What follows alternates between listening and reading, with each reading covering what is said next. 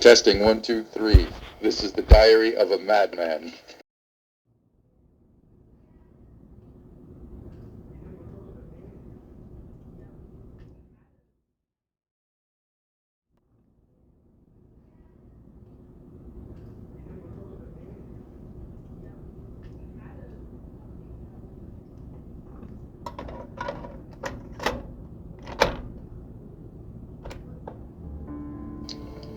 Alright, this is a description of the events that started in January 2023.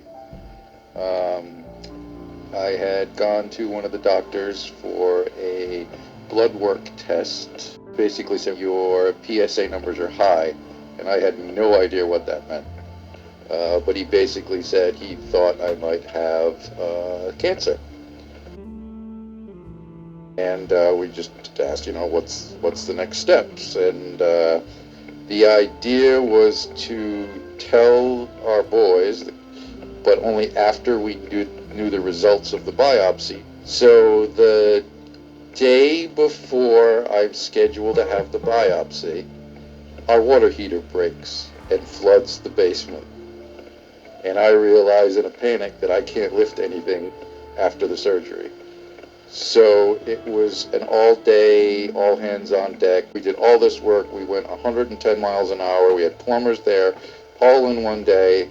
And when it was all said and done, I had to sit down and tell the boys why I was so hectic that day. I was going to have surgery the next day to see if I had cancer. So we didn't really go according to plan. There's nothing I can do other than follow the instructions and see where it leads. What?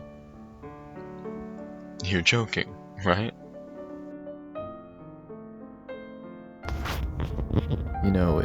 It really sucks because my dad's usually known as the guy who's always cracking jokes and trying to be up, and guess deep down I knew he wasn't really joking, so it really sucks. So we finally do the biopsy. Don't recommend it, wasn't fun. Then we have to wait for the results. Out of 12 samples they took, 0 had cancer. Everything was great, so good. I was very happy until we went and saw the doctor, and the doctor's like, no, we're not. I'm not satisfied, the doctor said. He wants to do an MRI. So once again, we do the MRI, and the MRI comes back with something. It's scary because you know you're going to go through it, but you don't know what the side effects are. They don't really tell you a lot, and you have to make the decision yourself.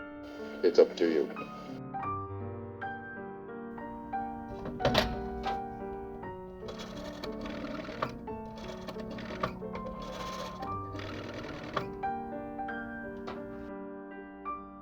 So how I felt when I heard about Daddy's diagnosis.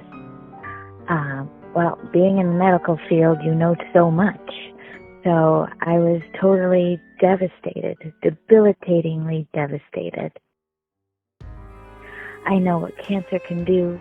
I know what chemo, I know what radiation does to someone. It doesn't matter. Cancer is cancer, and it's spreadable in whatever form it can be. So it was devastating. I was so scared, and I've never been that scared in my life. A lot of weird feelings, and you don't really want to talk to anybody about it. You just basically say, I feel good, I'm fine, or I'm tired. You don't want to worry everybody. There are people who have a lot worse cancer than what I had, so we caught it really.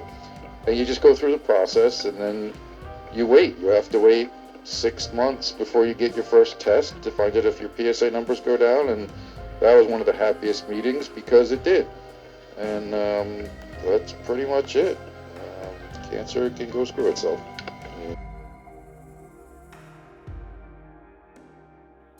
I'm just glad that we're on the other side of it and that we were by his side, and it meant so much to me, and I'll never forget that you were with us.